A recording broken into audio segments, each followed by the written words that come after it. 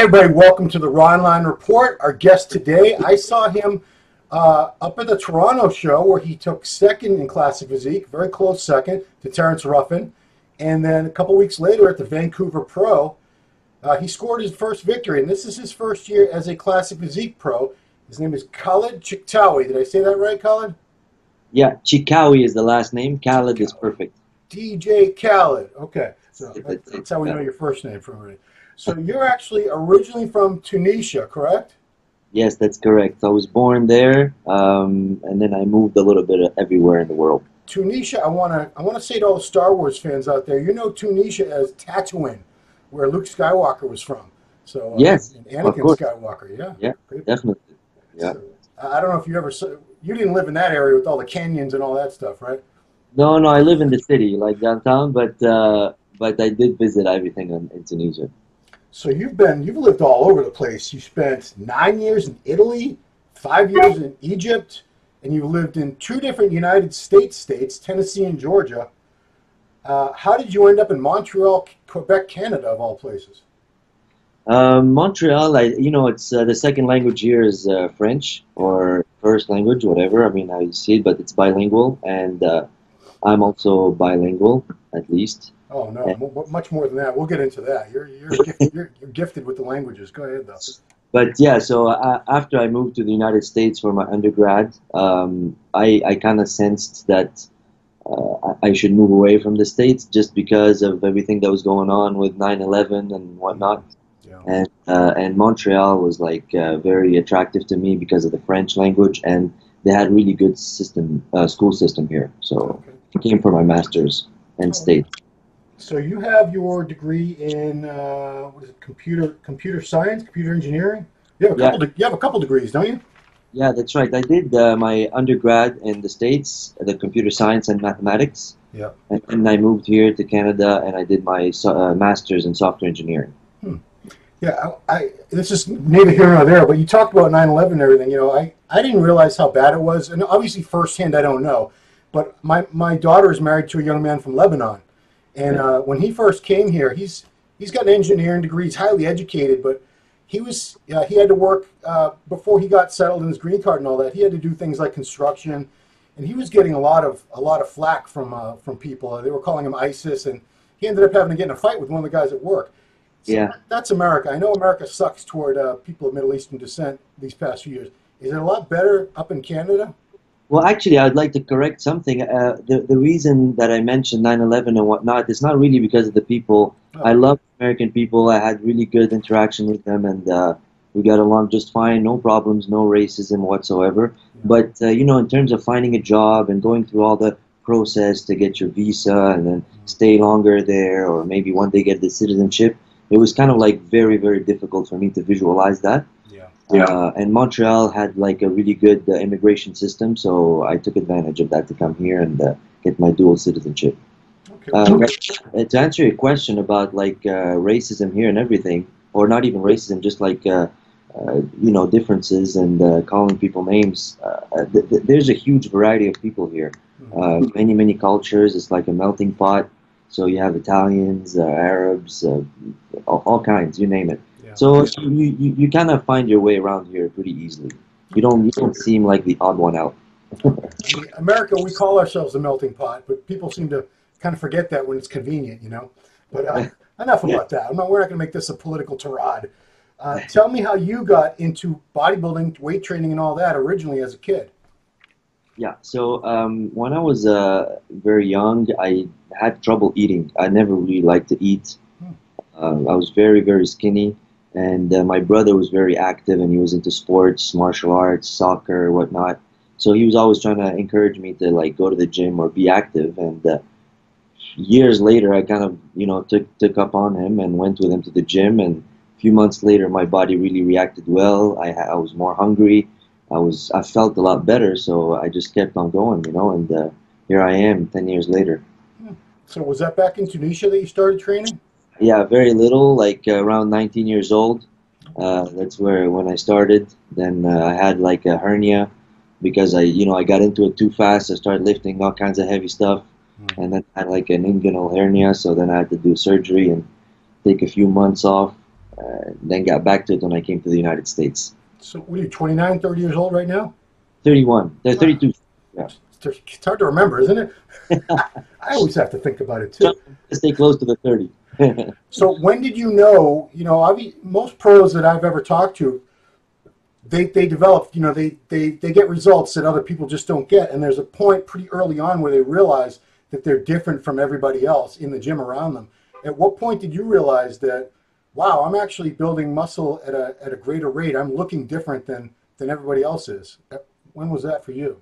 Yeah, it's difficult because I'm very critical on myself, right? So I never really felt like I was different or better than anybody, but the reaction I got from people was always positive, right? Like after a few months of being in the gym, they were like, wow, you developed so fast. What are you eating, or what are you doing? And I'm like, I'm just following something my brother gave me, and so and then when I moved to the States, it was the same thing. My strength really picked up a lot. I'm really attracted to lifting heavy weights and powerlifting. So in the gym, I kind of like, I was noticed, and I guess that's how I realized maybe I got something good to share in the bodybuilding. Now I'm curious, your brother has the same parents as you, right? Yes, yes. Do you have very similar genetics, or did you at one point realize that you're more genetically gifted than your brother? No, actually, I always felt like he was more genetically blessed than I was. Wow. So he would like eat whatever and stay lean, and he's very active, by nature. I'm more like a more laid back person. Yeah. And he was developing very fast, and at a certain age, I wanted to look like him. And we have a picture actually where he's like 28 or 29, and I'm like 22, and you can see the similarities big time. So why do you think that you went forward and pursued it to a much higher level? Was he just not interested?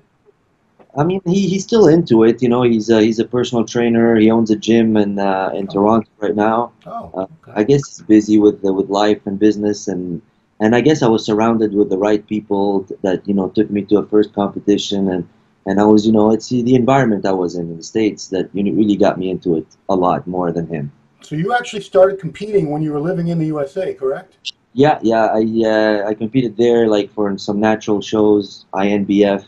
In Savannah, Georgia, and then when I moved here, that's when I took it seriously.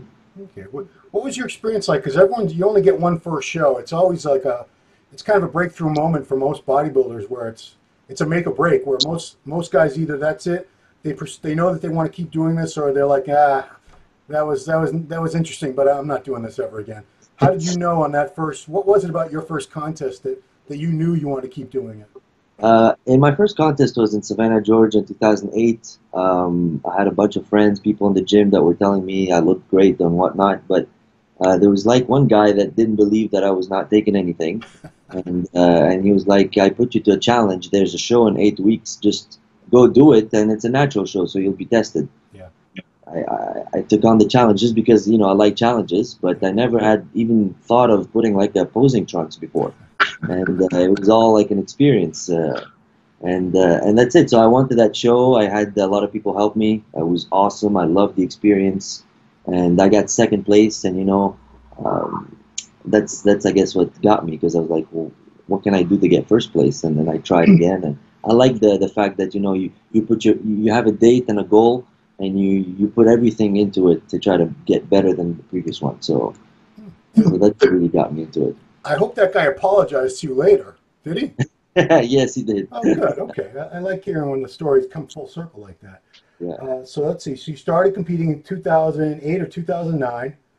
So you did very well in the Canadian Nationals. You won. Well, actually, it took you a while. You were one of those guys that climbed your way up the ranks. So let's see. 2011 was your first time at the Canadians. Third place in light heavies. Next year, you took 8th place in light heavies. Year after that, 4th place in the light heavies.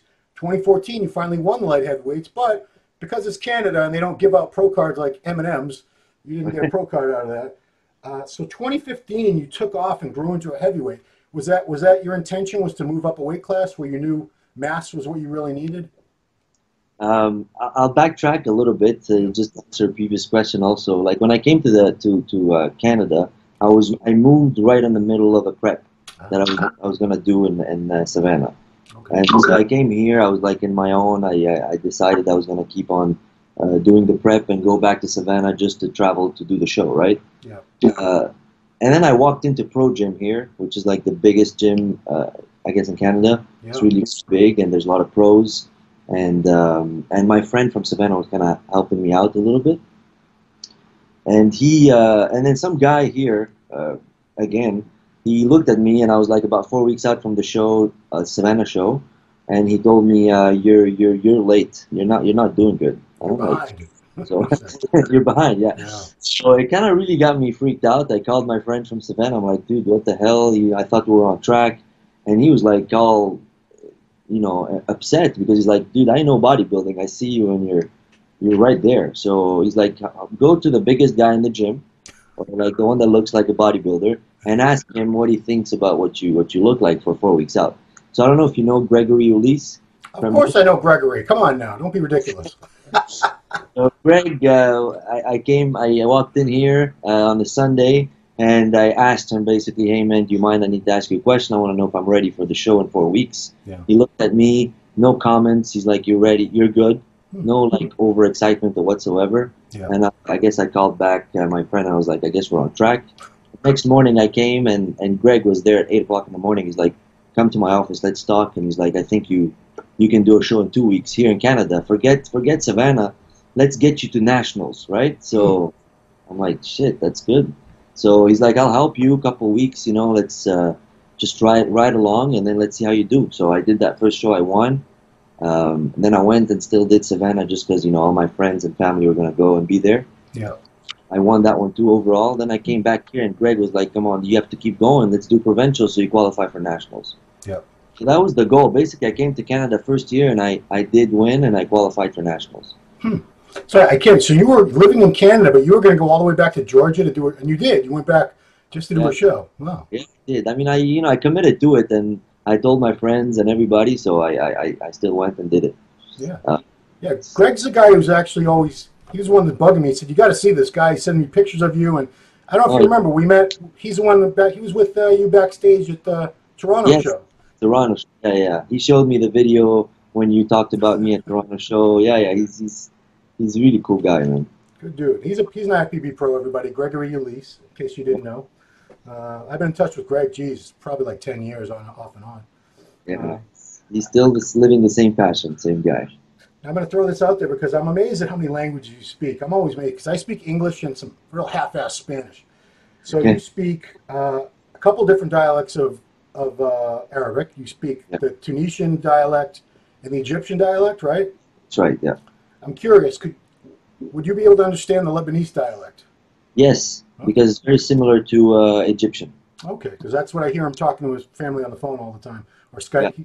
He's Skyping or FaceTiming them or something. Okay, Italian, French, obviously English very well, and you even speak Spanish. Yeah. Goodness gracious. Now, did you learn all these at once, or was it a process of one at a time? The first 3 was at once because I was living in Italy, so I had to know Italian. I was speaking Arabic at home, and I went to a French school. So it was like, that's how I started. I learned 3 languages right off the bat. Wow.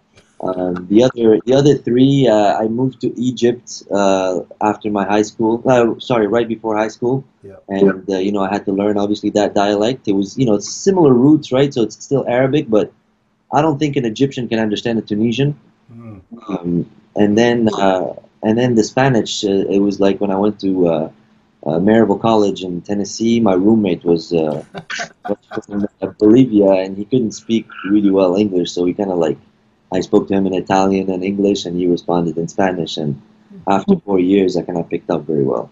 Okay, well, if you meet Hector Mendoza, who does work with us in MD Latino, he lives in Tennessee, but he speaks some awesome Spanish. You guys can have a chat. But I'm curious because your physique is very symmetrical. You're very balanced. Did everything develop evenly for you, or did some body parts come easily and others were more of a challenge for you? So to begin with, I used to give importance or priority to my upper body. I guess everybody starts like that. But I was very skinny, like I mentioned earlier. So, push-ups and pull-ups whenever I can, all day. Yeah. And so I developed my upper body really fast, and then my legs kind of were lagging, and that's the difference I had between that you mentioned earlier between 2014 nationals and 2016 nationals when I moved up a class. So the comments I had was like, you really have to bring up your legs, and that's what I dedicated my whole year to work on my legs, and now I guess it's getting to somewhat a balanced physique. So Yeah, 2016 Canadian Nationals. You were the heavyweight or super heavyweight? I was heavyweight. I won the, Heavyweight. So Bumstead was a heavyweight that year. yes, he was. Yeah, he Yeah, wouldn't be a super because that would have been over 225. Because I mean, you beat him, and he's got amazing legs. yeah, And it's because of you that he had to keep going that year and do the North American because he didn't get his pro card at the Canadians. yeah, And that's correct. now you're going to be competing against him in 2 weeks in a couple days. Yeah, that's exciting. It'll be the rematch. Yeah, on a different field, but yeah, a Right. rematch definitely. So would you say that was the biggest difference between light heavyweight and heavyweight was for you? Was pretty much lower body, additional mass in the legs? Yeah, 100%. It was all sorry. It was all legs. I gained 20. It was 20 pounds difference. Wow. I think it was mostly legs and a little bit of back development. Wow. Okay. That's There's a picture on my Instagram that shows the difference, and the upper body is pretty similar, but the lower body is really different. Yeah. I mean, it's you have some pictures going back to about 2007, 2008. It gives hope to some people out there that you are in good shape. Obviously, you were not a small guy, but you steadily added the mass over the years to the point where now you're an Olympia competitor in a couple weeks.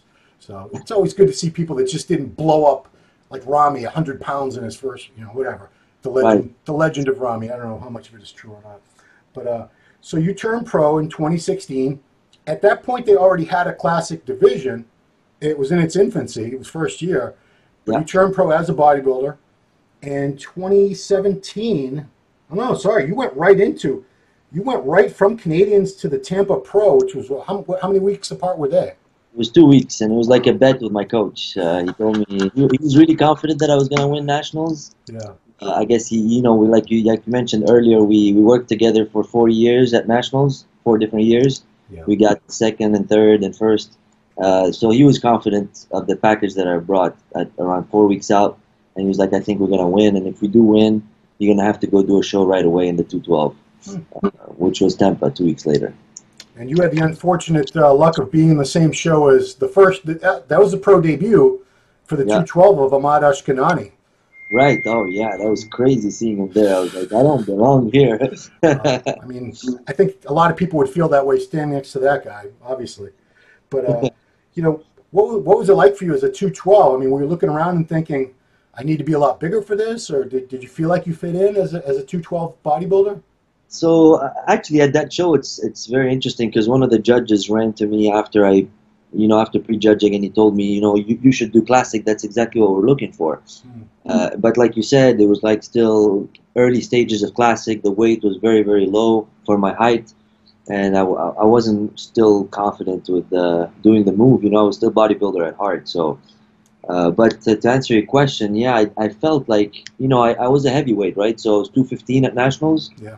And then 212, 3 pounds, that's very easy to lose. Right.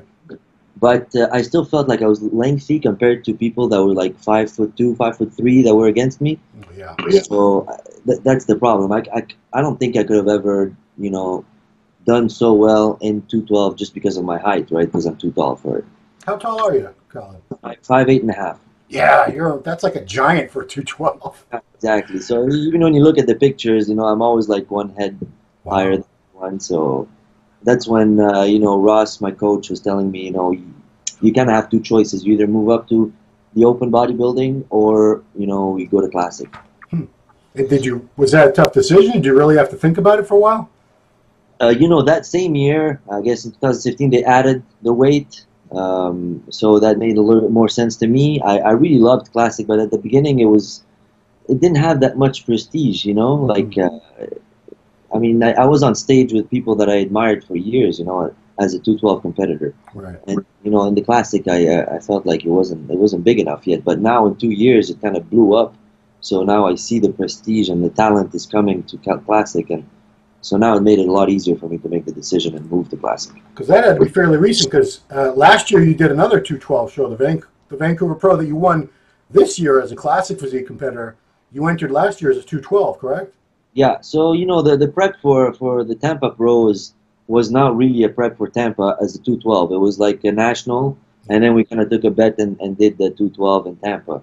But we decided we wanted to give 212 a real shot and do a whole prep, and you know I improved my physique from the Tampa.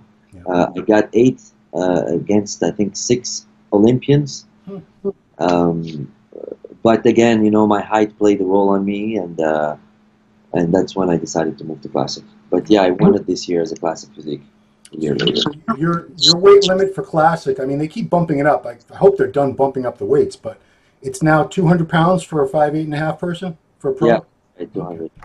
Now, as somebody that was competing at 215, you know, how have you managed to? Did you have to lose 15 pounds of muscle basically?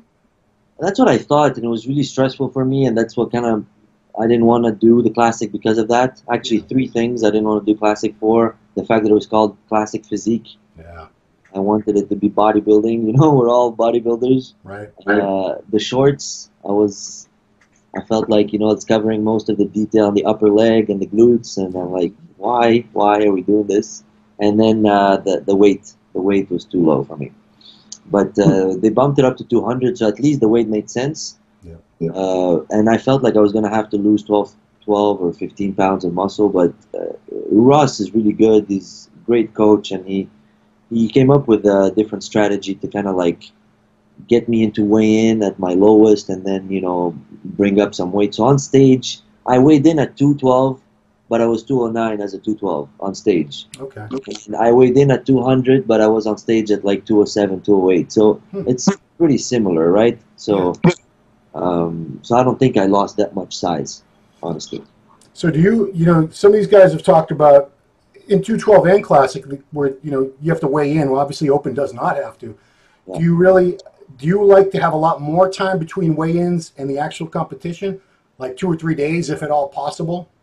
Yeah, I mean, I think the best experience was in Vancouver because it was like 48 hours. They had like, I mean, it was 24 hours, the actual weigh-in, but they had an option for an early weigh-in the day before. Oh, okay. So I took advantage of that, and I had like 2 full days where I could like carb up slowly and not like do anything crazy and drastic, and it worked really well for me. So yes, I think 2 days would be amazing. And I thought that's what I was going to have at Olympia this year, but they changed it, so it's only. When do you guys weigh in now for the Olympia? In on Thursday morning, and then we compete on Friday morning. Okay. About 24 hours. It's still 24 hours. It's decent. Do you feel you look very different, you know, now as a classic competitor than you did as a bodybuilder, or to you, looking at the pictures, does it look very, very similar physique-wise? Physique-wise is similar, but you know the mentality is completely different. You're still a bodybuilder, and I think that's what makes me like classic a lot more now.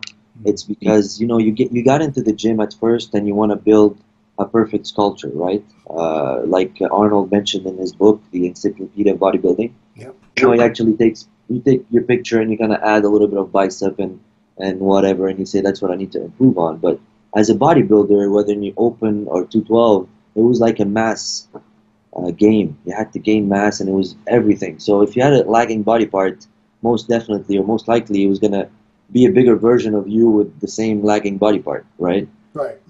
Whereas in classic, you have a weight limit, so I can actually focus a lot on my weak body parts and the condition. So I can really get peeled without worrying that I'm going to look smaller compared to people or whatnot. So I think it's a better look, honestly. I bring a better look. So, I mean, have you come around to classic? Because it sounded like, you know, it's a lot of us, like, I'd be in the same position as you, because I compete as a bodybuilder for many years, and I couldn't, to me, to have to wear those shorts, and you don't even get to hit all the poses. You don't get to hit a front or a rear lat spread. You don't get to do a side tricep. It's just, or most muscular, obviously they don't want in classic. It just seems like a kind of limited version of bodybuilding, even though it is classic bodybuilding. I don't know why they call it physique, because that gets it confused with the board shorts thing, men's physique. But if you could prefer, would you rather compete in bodybuilding or classic?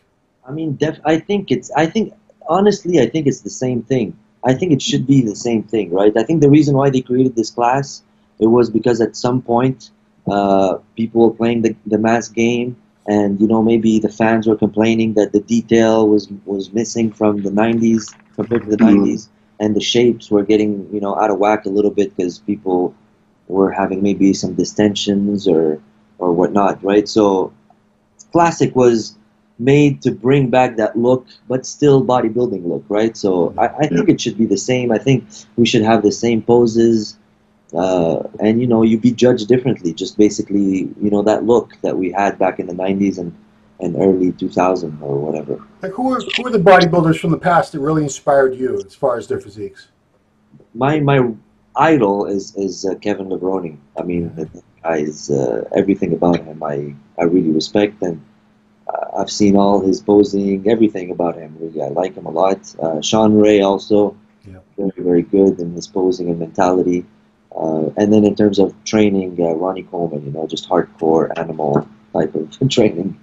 Now, do you train kind of like that? Because you said you were into you really love heavyweights and sort of powerlifting type mentality. Is that how your training is?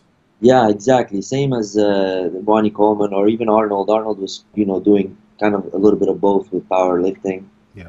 So I do really the basic movements, compound movements, really, really heavy, 4 to 8 reps, and then I finish off with some pump exercises or whatnot. Because I mean, training like that, it would seem to me like you'd have a rough time not adding mass. You know what I mean? It's growing out of your class, because you can't be more than 200 pounds on stage as a classic pro. Right. Well, I mean, the supplementation changes, the diet changes, and I think I gained a lot more on density because I trained that way. So the muscle looks more fibrous and dense. I looked at pictures of you as a bodybuilder and classic when I was trying to come up with questions for this, and I do think you have much better muscle maturity, detail. It's a crisper, cleaner look to the physique that you have now than you had as a bodybuilder. Condition's like impeccable. I mean, I don't think you get a lot leaner than you get. So, tell me about your coach, because I had never heard of Ross Camille until I started looking at your Facebook page. How did you meet Ross? How did you start working together? So I met him, like, the story I told you earlier about how I met Greg. Yeah. So, Greg was at his all-time best look. In 2008, he was competing. I think he was going to do the Tampa Pro as an open bodybuilder. He looked crazy big, and I was like 180 pounds. And I was wondering who the hell is coaching this guy, right? Yeah. And he told me, oh, maybe you stay late today, and he's going to come check me out. So I was like mesmerized by Greg, right? He was so big and round and shredded. Yeah. And Ross walked in the gym. And he had like a surgery on his ankle, so he was on the clutches. And he's like tall guy, 6'1", lengthy, not very huge or whatever. I was expecting like a monster to walk in the gym. And then we went into the posing room, and he was like kind of bored looking at Greg, and he was like, and I was like, man, how? It's like crazy. I loved how intense he was and serious, and he wasn't like blowing smoke up his ass or anything. He was just telling him, well, we're late. You need to get your shit together. And this is what you're going to do and this and that. So that's how I met him. I spoke to him a little bit. Me being a software engineer, I like researching everything, right? So I also had a minor in nutrition. So I had some knowledge, in competing in fitness and supplementation and stuff. So when I spoke to him, he really blew my mind because his spectrum of knowledge was really vast, and everything was backed, with science, and he's very good. So I asked him if he could coach me to go to nationals, and I've been with him ever since. It's been 8 years. Wow. Okay. Now is he a Physique Pro himself now? Yeah. So he competed like 25 years ago, at around his 20s. And then he had a motorcycle accident where, it's not a motorcycle. He just had an accident where both of his ligaments and the knee tore. It was torn, so he had to be in the hospital for months and stuff. And then it was very hard for him to build his legs back up. So like 20 years later, obviously with all that knowledge and having trained so many people, and then the physique class came out. So for him, obviously, it made sense because, having had those surgery, he could never build back those legs. wanted to take the challenge, you know, and apply the knowledge on himself. And he did good. In 2 years, he got his pro card. So it was very, very impressive. So, you know, a lot of guys jump around from coach to coach, especially if they don't win a show. They blame the coach and they go looking for another coach. Or sometimes coaches start contacting athletes behind other coaches' backs trying to poach them. Oh, yeah. So, have you had that happen? I mean, what's kept you with Ross all these years? There must be something special about his coaching style that really clicks with you.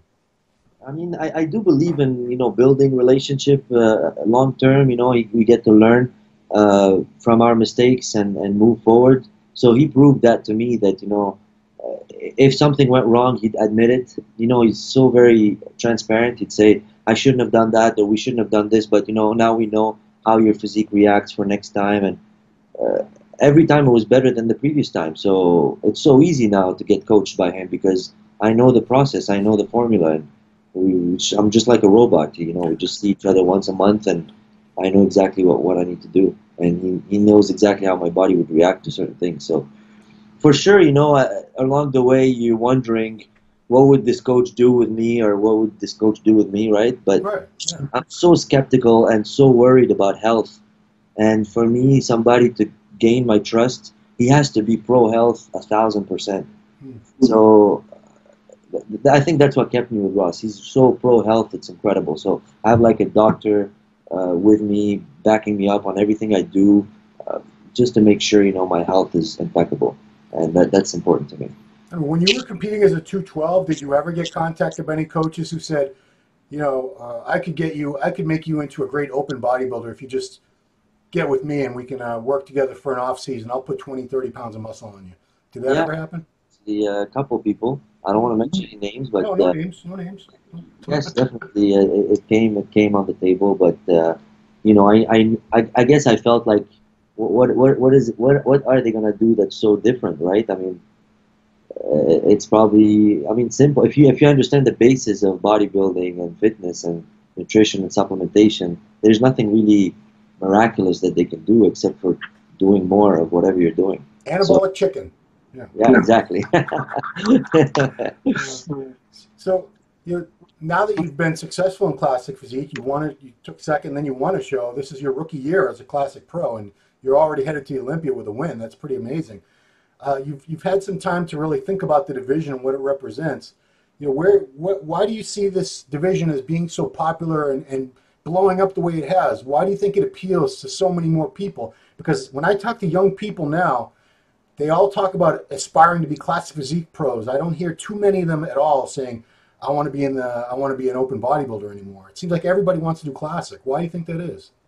I think the main reason is because people can relate to something. They can visualize themselves looking like that. Like a lot of people are impressed with the open bodybuilders, you know, and freak of nature and muscularity and density, but very few people would say, I want to look like this guy, right? Yeah, like right. Ronnie, I want to look like Ronnie. I want to look like Branch. Right. You just want to watch them and get entertained, right?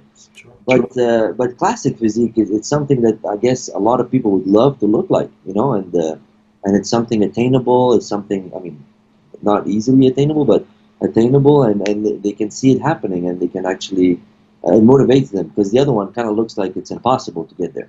Sure. I mean, you look at, if I was a kid, if I was an 18, 19-year-old kid looking at pictures of Rolly Winkler or Big Ramy, especially when they're posing in that mirror at the bathroom at Oxygen Gym, I'd be like, there's no way. There's no amount of drugs in the world. I could never look like that. And they're right. Almost none of them ever could look like that. So, yeah, attainable, I think, is it. And healthier. Let's be honest here. Yeah, it's healthier for you at 5'8.5" to compete at 200 pounds than it would be for you to compete at 260 pounds. Yeah. There's just no doubt about that. Yeah, 100%. The banner on the wall, FitLog, that is your company that you actually started way back in college, correct? That's correct. This is my little baby, FitLog. Tell me all about FitLog. So FitLog started, I mean, the idea started way back when I was in the States. I had a thesis there. I had to build a little application that brings two of my major and my minor together, which was like computer science and nutrition. So, you know, for me, it was amazing because I was already kind of a trainer at a local gym there. It's not a local gym. It's a big chain, the Rush Fitness Complex. I don't know if you know about it. I've heard of it. Yeah. but I was a trainer there, and you had to create diets and workouts for these people, and it's crazy because like they had files, and you had to like pick the file of the client and then look through his thing, and then you have to come up with a diet and do the math of the calories on the calculator next to it. It was crazy, and I was like, man, I need to invent something that would make my life easier, and that's what my thesis was about. Just an application, Java application, simple, that will help you add foods that you create in the database, and by changing the quantities, it will calculate the macros. So I did it. I presented it in front of the judge panel, and they loved it. They told me you should pursue this idea. It's amazing, and that's it. So I left from undergrad, went to master's here in Canada. We had another thesis that I had to do for master's. So I asked the teacher, can I pick back up the old thesis that I did? And she's like, yeah, you definitely can. Let's make it into a website. So that's what I did. I transformed the Java application into a website just for diets. And then I showed it to a few friends, and they really picked up, man. Like, people were like, this is amazing. This is making my life easier, saving so much time. So I was like, okay, I guess I need to take this more seriously and build more functionality and try to grow this business, Meanwhile, I was working and studying part-time. Yeah. And that's it. So now it's a fully functional website. It's a company. There's 20,000 users on it. Wow.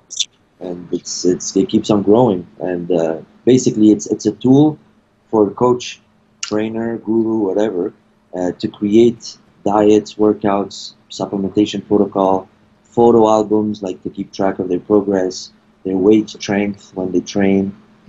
Everything, like it's a one-stop shop for trainers. Anything you need to do, you can do it on there. And it's so convenient because the client gets his diet on his phone, on his application directly, gets a notification, you can set reminders, all kinds of stuff to make your life as a trainer easier. So where do people get a hold of this? Is it the website itself, fitlog.ca? Is that it? Yeah, that's correct. Fitlog.ca, and then you just register as a trainer, add a few clients, and start creating things for them to see if you like it or not. Oh, right on. Okay. So with this Vancouver win, obviously any win in any of the pro shows now qualifies you for the Olympia. At that moment when you won, and you beat it was a pretty good field up there. You beat the guy that, I have to apologize because we did a preview of Vancouver, I think, Giles and I had Henri Pierre Ano as the clear winner. I said, this guy's going to blow everyone away. Yeah. I think he ended up being fourth or something. Yeah. And you won. So, and I don't think I mentioned you, so I apologize. I didn't have you on the radar for whatever reason. So I'm old and I forget things. But it's true. But what was going through your head at that moment when I'm going to the Olympia? Was there even a doubt in your mind? Because a lot of people win shows and they don't go to the Olympia. Did you know right there, I'm going to that show?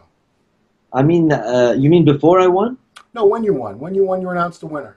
Yeah, I mean, I knew already going into the show that if you win, you go to the Olympia. That's like, it was set in stone with me and my coach. Even in Tampa, we were thinking, if you win, you get the qualification, you can relax a little bit in the summer and then pick back up like a prep before the Olympia. I never thought, I didn't know what to expect at Toronto. I was like, I'm going to go and try it out. I didn't know what the judges were looking for. Is it just the shape? Is it like bodybuilding? What is it, right? So I had an idea. I compared to C-Bum at Nationals, Chris Bumstead, sorry. Yeah. And so I had an idea that if he did good, then I was compared to him, so maybe I can do good too, right? So you beat him, so why not? So at Toronto, I got bested by Terrence Ruffin, great athlete. Yeah. And so we decided with my coach to go and try Vancouver. So, Ross was like saying, you got second next to an Olympian. You just have to improve a little bit the package, bring harder look, more sharp, and that's it. So I took your comments. Thanks for the critiques. The judges' critiques too, and we applied that, and we went in kind of confident. But yeah. So, we talked about classic bodybuilding. That actually is a class in Europe, and they even had it. I know one year when I covered the Arnold Amateur in Ohio, they had a classic bodybuilding division, and it was a couple years before classic physique was invented. I'm sort of at a sort of debating all the time is that should there be another division called classic bodybuilding and another one called classic physique? Are they two different kind of physiques? Because I see some guys who when I see you, I see an amazing classic bodybuilder. Somebody who would have been, you know, Mr. Olympia back in the late 70s or something. You would have been beating Frank Zane, or, you know what I mean? Do you see there as a different, is there a distinct classic physique model, a certain type of structure that separates it from bodybuilding, or is it really just bodybuilding like we've been saying? Honestly, and you know, deep down, I feel it's just bodybuilding. I think that when you look at perfection in terms of body, you look at the trophies we get, right? When you win, Yeah. so that's what you want to look like, right? And so there's shape, there's structure, there's symmetry, density, condition. Those are the criteria, right, that we strive for. And I mean, if somebody comes in at an incredible condition, and then the one next to him is also at the same incredible condition, but he has a better shape, better structure, I mean, it's easy that he wins, right? But the other way around should also, like, which happened, I guess, with many people that had a great structure and symmetry, like, but they weren't as conditioned, and they got judged as lower placing, you know. Yeah. So I think it's bodybuilding really at its soul. That's why they created it. So maybe just remove the shorts. I'm with you. We actually, I talked to Lee Haney yesterday, and we agreed. Why can't they just have? I don't think they should be the same shorts, same trunks that the open guys wear. They're pretty much a G-string. But Right. why not have the ones with the wider sides like Lee Haney wore and the guys in the '80s? Yeah, Samir Bannout. Terrence Ruffin always poses with them. Yeah, they're that would be great. You could still see some detail up in your upper thigh and a little bit of the glutes, and it's good. It's very good. I would love that. Because I mean, you as lean as you get, obviously you must have striated glutes. Yeah. But nobody gets to see him as a classic competitor. Yeah. It's almost like a waste. It's like, why did I diet down for this? And no one's even going to know I have striated glutes. Yeah, I know. So, you know, prediction-wise, obviously you want to win the Olympia. Who do you think is going to be? Do you think Breon has got a really good chance of holding on? You think Bumstead, a couple of these other guys, can give him a real push? I mean, I was following Classic ever since last year. I mean, I think there's a hype against a lot of people. They have a lot of following, like Chris Bumstead. He's also great. Everybody loves him. He has a shape. Also, there's Regan Grimes coming into Classic. There's a huge hype on him also. Yeah. And then Breon, maybe, you know, he's the champion, right? But when I look at it as a judge, and I think Breon has no weak points. He's complete. The legs are amazing. The hamstrings, calves, every single body part is there, and the condition is crazy. Right. So it's I don't know if he's gonna be dethroned. Also, honestly, I don't think so. But it could. I think it's still an open field. Anybody could take that first place. Yeah, I mean, it's your division is probably the most open as far as who has a chance to do well. You get when you look at the Open Olympia or even the 212 Olympia, it's a lot of established guys that have been at the top for a very long time, and you know Phil's going to win, and you know Dexter's going to be up there, you know Rami's going to be up there, and Bonac. You pretty much have a good idea who the top 5 or 6 is always going to be when you see the lineup. But Classic, every year, I mean, like you're a brand new Classic guy, you're really good. This Wesley Visters, every year, because it's so new, you're going to have, it's like a whole new crop of excellent competitors where, you know, I think Breon's very complete. I think he has a great physique too, but there's always a chance someone could come along. Yeah, it's true. Someone could come along, and because your division is still emerging. It's not really settled yet. There's nobody that's established as a Nobody's won the Olympia more than once yet. You've only had 2 Olympia championships so far. So, and I think that's what's exciting about Classic also. You know, being one of the elite Classic physiques, you know, this year, it's really special because there's not anything written in stone, right? So, like, you know, there's a place for anybody. Just bring your best. Everybody's a winner. Everybody won shows, and you know, you're just gonna try to beat whoever you can, right? So it's an open field, I think, definitely. And one question that you guys always get anytime I ask people to submit questions is he thinking of moving to 212 or open or anything like that? It's like you're not supposed to stay in Classic. They think it's like a temporary thing that everyone's doing on the way to being a 212 or an open. But like yourself, you're not the only one. I mean, Breon started as a 212, and he found his niche here. Do you feel like this is your niche? Classic is where you really want to stay and continue to move up the ladder? I think so, definitely. Especially, you know, there's always tweaks, right? Even in bodybuilding in the open, along the years, they had some tweaks. They changed the weight, or they added some criteria. They added some, I guess, battle round at some point. Challenge round, yeah. Yeah. That was So, a trip. so I think that if they do some adjustments that, you know, are needed in the classic physique, I think I'd stay in there forever. And I think it's, you know, like you said, it's a niche that you kind of just follow through. Yeah. But yes, a lot of people think that classic is just like the first step, right? Right. But they think it's easy. Oh yeah, let's do classic. It's easy. I can't do bodybuilding now. Let's do classic. But I think they realize sooner or later that, you know, it's the same thing. It's Right. just you have smaller size. That's it. Well, I think that impression comes from the amateur level because there are a lot of guys who failed at bodybuilding, and it's not just because they weren't big enough. It's they didn't have the structure and the shape and all these other things, but they saw classic emerge and they said, okay, I'm 5'8". I can't. There's no one who's going to be more than 200 pounds, so I'll have a real chance now. And you get, you know, I cover the big amateur shows like the Nationals and USA, North American, and there's always a huge flock of guys up there with big blocky waists and terrible shape, but they're able to meet the height and weight requirements, so they think classic is a better option for them. Easier. Yeah. They don't get called out. They get third or fourth call out. They don't do well, but there still seems to be that. Do you think it's finally getting, now that we're in the third year of classic physique, 16, 17, 18, yeah? Do you think people are finally starting to get the message that classic is not just about being smaller or lighter? It's about these other things, a beautiful shape, symmetry, structure, presentation, these other things that set it apart from bodybuilding. I think what you mentioned is actually right on the point. Is like it's the difference between amateurs and pros, right? Because in the amateurs you have middleweights that can basically be either, right? You can be a classic physique or a bodybuilder, and they think that doing classic is going to be easier, but it's not. So there's that kind of thin line of difference at the amateurs, but there's a huge line of difference in the pros. So I think it's you know, as the time goes by, people will understand the difference better. Plus, they have to kind of tell us what the real criteria is, you know, because for now it's kind of like you don't really know. Well, it's true, but when you see the people that are winning, I think that gives you a good idea. And there are different, don't get me wrong, I agree with you. There's a lot of different types of physiques that are winning. Yeah. Like if you look at you and you look at Henri Pierrano or Wesley Vissers, you guys are all so different from each other.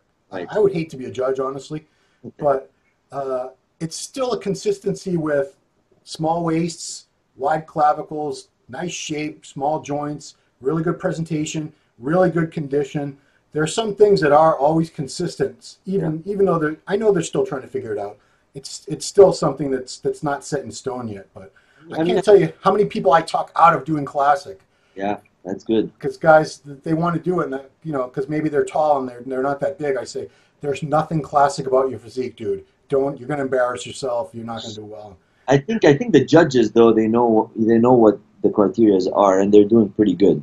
But people have a misconception, you know, that they think that, oh, this guy has a crazy shape, it's so beautiful, so he's gonna be Mr. Olympia. But you know, if you don't have the mass, density, a symmetry, a presentation, and you still have a nice structure, I don't think you're gonna win anything. No. So it's like a combination of everything that you have to put together. So Khaled, looking at your physique now, what do you still want to improve on? What's not quite done yet in your eyes?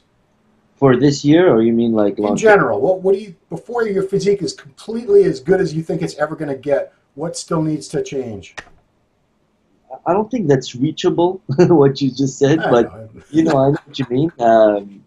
I think I want to work a little bit more on my hamstrings, bring more development in there, maybe more density in the hamstrings. Calves is always one of my weak points. Forearms and arms, but I've improved it quite a bit this year. Yeah. And I guess condition, I feel like can always get a little better. You know, like I look at myself during the prep, we do body fat percentages, we compare pictures, and like, wow, we did better than last time, right? This is crazy, this is impossible, we can't beat this. And then the next show we beat it. So it's like, so I'm always like thinking I can do better. So that keeps me going. Yeah, people look at your Instagram, which is Khaled, Khaled, OFT, correct? Yep. Khaled. Yeah. You're looking pretty dang shredded right now, so I think you'll be okay. In your mind, what show was your condition the very best at? Would it be the Vancouver win, or would it be another show? I think Vancouver win was the best. Yeah. And then the other shows was a little bit different. Like in 2014, I had a crazy upper body condition, but my lower body wasn't as conditioned. I guess there was some maybe hormonal imbalance back then that I didn't know of. Yeah. In 2016, when I won the overall, I think I had a pretty solid package also in terms of conditioning. But I feel like we bested it on this last show in Vancouver. And you feel like you're gonna best that again in Las Vegas in 2 weeks. That's really what I'm going for. Yes. Absolutely. Well, I don't doubt you'll do it. Like I said, when I put the thread up, another Canadian guy put up recent pictures of you. I think he stole them off your Instagram or something. But yeah, you're dialing right in. So you had just a little break because you must have started prepping for Toronto back around, I'm guessing, like February. Yeah, that's correct. Yeah. So you went on vacation right after your Vancouver win and relaxed a little bit? Yeah, this was a rough year, man. Like, one show a year, that's what I'm used to, and it's so easy, and I love doing one show a year because it keeps me structured and organized and everything, and it's perfect. But the 3 shows is really rough. So from Toronto to Vancouver, that extra 5 weeks was difficult. And then after that, Ross and I decided, he told me, if you win Vancouver, you have 2 weeks. I don't want no structure in your diet, no training, just go away and have fun. And it's sort of what I did. So I went to Mexico with my girlfriend, and we had a blast. And then when I came back, I was energized and ready to take on the prep. How much weight did you put on in Mexico? That's crazy, man. I was 245. Wow! Yeah. Holy moly! Yeah. I had pictures. I mean, I was still in decent shape, right? But I guess all the water retention and to make the weight, it's difficult for me. It's a challenge every time. So I guess my body just rebounded. I'll say 45 pounds. My goodness. Yeah. I mean, is that the heaviest you've been, or have you been heavier than that? I think that's the heaviest I've been. Yeah. Wow. Yeah. I'm impressed. That's a lot of damage to do in 2 weeks. Oh yeah, there was no structure, man. Anything goes. Right on. Okay, so we're going to see you in 2 weeks and a couple days in Las Vegas. Looking forward to that. So people, I want everyone to check out fitlog.ca for Canada. Yes. That is your app. It's an app, right? Well, you can download the app on Android and iPhone as well. It's just Fitlog. But for the website to register and all the functionalities, it's fitlog.ca. Okay. And you have your Instagram, we said, Khaled OFT, and you have a YouTube channel too, right? Yeah, actually, I just started. A lot of people from back home, especially, asking me to do videos and show them some content. So I started the YouTube channel probably like not even a month ago, and just putting some videos in there, just my training, nutrition, and stuff I do. What's that channel called? That's just my name, Khaled Chikhaoui. Okay. So check those out, people. Check out his videos. Give him some views. All right, cool. All right, well, I appreciate taking the time. I'm excited to see you on the Olympia stage. It's always the classic. Like I said, it's exciting because it's all new faces. It's all new people. I love the Olympia competitors, but some of these guys, I've been watching these guys forever and a day. Let me tell you, some of them have been there forever. But yeah. Are you gonna be there? Oh yeah, absolutely. MD, we're going to be doing our coverage. High Tech sponsoring our whole team, so we'll have photographers, videographers. I don't know if you know Giles from England. He's going to be my cohort there, doing all the interviews and commentary. So we're going to get some good coverage for you guys for sure. You still do the play-by-play online? Oh, absolutely, of course. Yeah, because it stopped, I think, for a while there, but no, we do it, but we don't do as many shows as we used to, but we still do it. That's honestly amazing. I'd rather be able to just watch the show than have to look up, look down at my phone, look up, look down at my phone. I never get to really just watch the show. Dang it! Oh well. And for video coverage, is it going to be on, I guess, the TV or not this year? I think they mentioned something. Yeah, I haven't. It's funny how they don't finalize that stuff until like a couple weeks before, because I haven't heard anything either. I imagine there will be at least a live stream, and I don't know if they're going to do actual TV coverage. That'd be awesome, because I know The Rock. The Rock is his company. What's it called? 7 Pound Production. Something like that. Yeah, they're going to supposedly they're going to get it on TV. I'd love to see that because the Olympia hasn't been on television for a very long time. Yeah, that's correct. So I hope that all comes through. That would be amazing. That would make it even more special. Absolutely. Yeah. I hope you get to meet The Rock backstage. I still haven't met him yet. Amazing. Cool. Yeah, he's a good dude. All right. Well, thank you for your time, everybody. Make sure to follow along and see how he does in 2 weeks at the Classic Physique Olympia. And check out his websites, his Instagram, his YouTube, all that good stuff. For the Ronline Report, it's been Ron Harris with Khaled Chikhaoui. Thanks for watching.